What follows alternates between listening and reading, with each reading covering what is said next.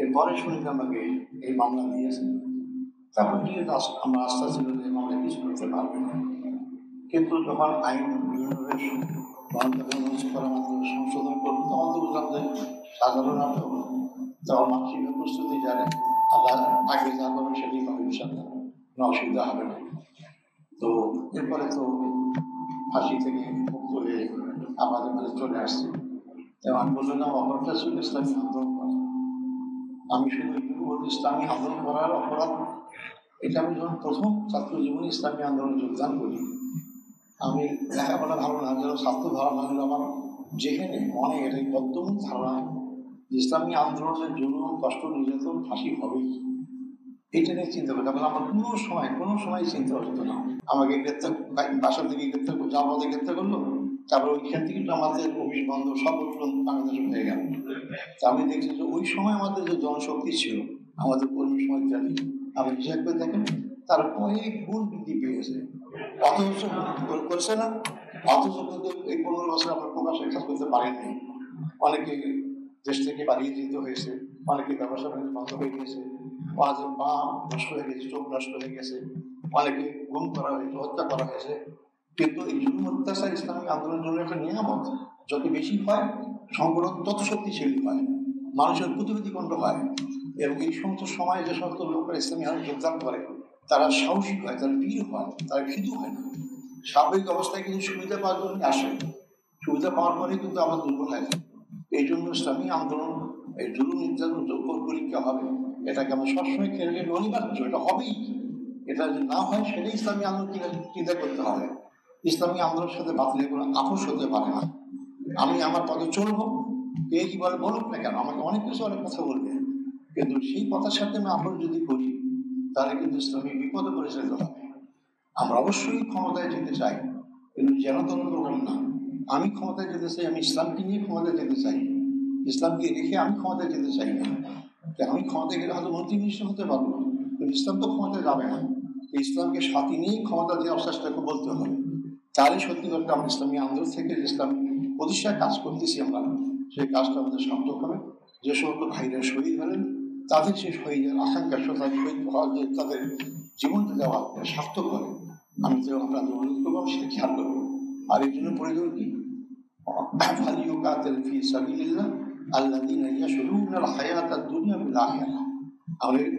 সবাই জানি আমরা, যারা দুনিয়ার জীবন আখিরাতের জীবনটাকে প্রাধান্য দেয় তারাই সত্যিকার ইসলামী আন্দোলন করার যোগ্য, তারাই আসলে মুজাহিদ, তারাই আসলে জিহাদ করার যোগ্য।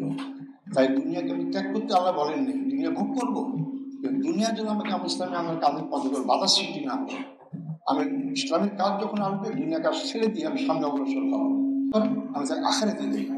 আপনি সিদ্ধান্ত নেন কোনটার জন্য কাজ করবেন। এই জন্য আল্লাহ আরেক জায়গায় বলেছেন কি এটাকে ব্যালেন্স করার জন্য, রব্বানা আতিনা ফিদ দুনিয়া হাসানাতান ওয়া ফিল আখিরাতি হাসানাতান ওয়া কিনা আযাবান নার। অর্থাৎ দুনিয়া এবং আখিরাতে উভয় থেকে আমি কল্যাণ দান করবো। তার অতএব শুধু দুনিয়ার পিছিয়ে খুঁজ ছুটবেন না, আবার আখিরাতের পিছিয়ে দুনিয়াকেও ত্যাগ করবেন না। এই দুইটাকে ব্যালেন্স করে আমাকে চলতে হবে, যাতে করে ইসলাম প্রতিষ্ঠার কাজটাকে আমাদের অগ্রগণ্য হতে পারে। আমি সামনের সুযোগ দিলে আল্লাহ তৌফিক দান করি আরো কথা বলবো, কিন্তু আমি আজকে কোনো গোস্তারের কথা বলতে পারলাম না।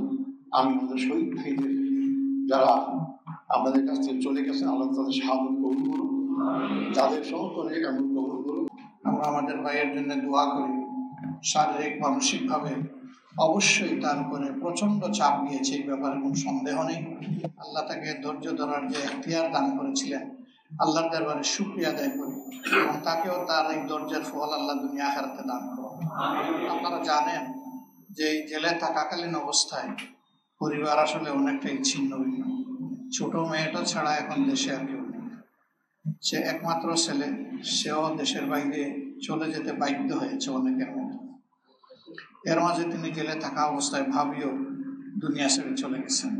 আল্লাহ তাআলার শুকরিয়া, অন্তত তিনি জানাজায় হাজির হয়ে নিজে বিদায় দিতে পেরেছেন, আল্লাহ এটুকু সুযোগ দিয়েছেন। কিন্তু শেষ জীবনটা তাদের দুইজনের পরস্পরের উপর যে হক ছিল, সঙ্গত কারণে আল্লাহর জন্য সেই হক আদায় করা সম্ভব হয়নি। আল্লাহ যেন আদালতে আখিরাতে তাদেরকে একসাথেই হাসন নসিব করেন, প্রিয় জান্নাতে আল্লাহ যেন আবার তাদেরকে চমৎকার ভাবে একত্রিত করে দেন। পরিবারের অন্যান্য সদস্যবর্গ সহ আমরা আলহামদুলিল্লাহ অনেক জায়গায় যেতাম, ভাইয়ারা জিজ্ঞেস করতেন কি অবস্থা আজার ভাইয়ের, ওনার মুক্তি কবে হবে, কোনো ষড়যন্ত্র হবে কিনা, অনেক প্রশ্ন ছিল। আমরা বলতাম যে সবকিছু আল্লাহ তাআলার ফয়সালার উপর ছেড়ে দিয়েছি। তবে আমরা একটা জিনিস বিশ্বাস করি, যে সমস্ত নেতৃবৃন্দ একে একে চলে গেলেন, কাউকে ফাঁসিতে পাঠিয়ে খুন করা হলো, কাউকে জেলের ভিতরে মৃত্যুর দিকে ঠেলে দেওয়া হলো। আল্লাহ যখন তার এই বান্দাকে রেখেছেন, তাহলে নিশ্চয়ই এই বান্দার মাধ্যমে আল্লাহ সত্যকে পৃথিবীর বাসীর সামনে পরিষ্কার করবেন। আল্লাহ তাআলার লাখো শুকরিয়া যে আল্লাহ সেই কাজটাই করেছেন, আলহামদুলিল্লাহ।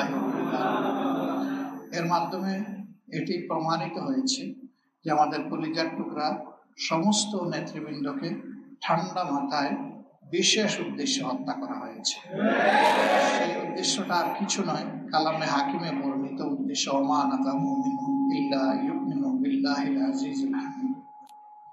এছাড়া তাদের আর কোনো অপরাধ ছিল না, তারা আল্লাহর উপর ঈমান এনেছিল এবং আল্লাহ তাআলাকে পরম পরাক্রমশালী এবং প্রশংসিত হিসাবে তারা মেনে নিয়েছিল। সমস্ত পরাক্রমের মালিকও তিনি, সঙ্গত কারণে প্রশংসা পাওয়ারও মালিক তিনি। এটাই তাদের অপরাধ। মূলত এই আয়াতটি নাজিল হয়েছিল আসহাবে উহদুদের ব্যাপারে ইঙ্গিত করতে গিয়ে। তাদের সাথে যে আচরণ করা হয়েছিল, তাদেরকে জানেন যে আগুনের গর্তে নিক্ষেপ করে হত্যা করা হয়েছিল। তা আমাদেরও সম্মানিত নেতৃবৃন্দকে ওরকম আগুনের গর্তে না হলেও চোখের সামনে তারা বুঝতে পারছিলেন, তিলে তিলে তাদেরকে ফাঁসির মঞ্চের দিকে নিয়ে যাওয়া হচ্ছে। আল্লাহ তাআলা এতটাই তাদেরকে তাওয়াক্কুলের শক্তি দান করেছিলেন, সবর এখতিয়ার করার তৌফিক দান করেছিলেন, যে তারা কি এক সেকেন্ডের জন্য মোটেও বিচলিত হননি। যারা দুনিয়া থেকে আগে চলে গেছেন, আমরা বিশ্বাস করি আল্লাহ তাআলার ভালোবাসার জান্নাতে তারা আছে। কিন্তু ফাঁসির এই দণ্ড মাথার উপরে নিয়ে তিলে তিলে অপেক্ষা করা, বেঁচে থাকা, এটি আল্লাহ তাআলা যদি মনকে শক্ত না রাখে, ইমানের মজবুতি যদি দান না করে, বান্দা যদি একেবারে সব কিছু আল্লাহর উপর ছেড়ে না দেয়, তাহলে কোনো মানুষের পক্ষে এটা হজম করা সম্ভব নয়। কোনো একজন বিশিষ্ট লোক বলেছিলেন, যারা এগুলো প্রত্যক্ষ করেন বিভিন্ন সময়, যে আমরা অনেক ফাঁসির আসামিকে দেখেছি, প্রথম রায় শোনানোর সময় তারা অস্বাভাবিক আচরণ করেন, অভিশাপ দেন, কেউ গালিগালাজ করেন। বাস্তবায়নের সময় তারা অনেকেই জ্ঞানও হারিয়ে ফেলেন। এই জন্য আগের থেকে তাদেরকে মেডিকেল চেক আপের মধ্যে সার্বক্ষণিক রাখতেন। কিন্তু ব্যতিক্রম শুধু জামাত ইসলামের নেতৃবৃন্দ। তাদেরকে প্রথম রায় শোনানো থেকে শুরু করে রায় কার্যকর হওয়া পর্যন্ত 1 মিনিটের জন্য তাদের চেহারায় কোনো পরিবর্তন আমরা দেখি। আল্লাহ পরিবর্তন হবে না এই কারণে যে তারা তো আল্লাহর মায়ার বান্দা হিসাবে ওই আওয়াজ শুনে শুনে দুনিয়া থেকে যেতে চান। ইয়া আইয়াতুহান নাফসুল মুতমাইন্না ইরজিই ইলা রাব্বিকি রাদিয়াতাম মারদিয়া ফাদখুলি ফি ইবাদি ওয়াদখুলিল জান্নাহ। আমরা বিশ্বাস করি আল্লাহর এই বান্দাগণ এগুলা শুনতে শুনতেই বিদায় নিয়েছে, আল্লাহর আহ্বানে সাড়া দিয়েছেন এবং আল্লাহর প্রতিশ্রুত সেই জান্নাতে তারা হয়তো বা ইতিমধ্যে, হয়তো না, আমরা ধারণা করি যে তারা জায়গা পেয়ে গেছে। সম্মানিত ভাইয়েরা, আজকে এতটুকু পর্যন্তই আমরা শেষ করতে যাচ্ছি। আজকে আরো কিছু কার্যক্রম আছে, এখানে অনেক দায়িত্বশীল আছেন, তার শারীরিক মানসিক বিশ্রাম প্রয়োজন। এই কয়টা দিন আপনারা ফোন কিংবা সাক্ষাতের সুযোগটার থেকে সবর করলে ভালো হবে এবং জানাশোনা যত লোক কেউ বললেও তাদেরকেও সবর করার জন্য অনুরোধ জানাবেন। এরপরে ইনশাল্লাহ একটা সময় আল্লাহ তাআলা তাকে ফুল কনসোলেশন দিবেন, আমরা আশা করি, দোয়া করি। তখন ইনশাআল্লাহ স্বাভাবিক জীবনে তার সাথে আপনাদের দেখা হবে, মোলাকাত হবে, একসাথে আমরা কাজ করবো ইনশাআল্লাহ।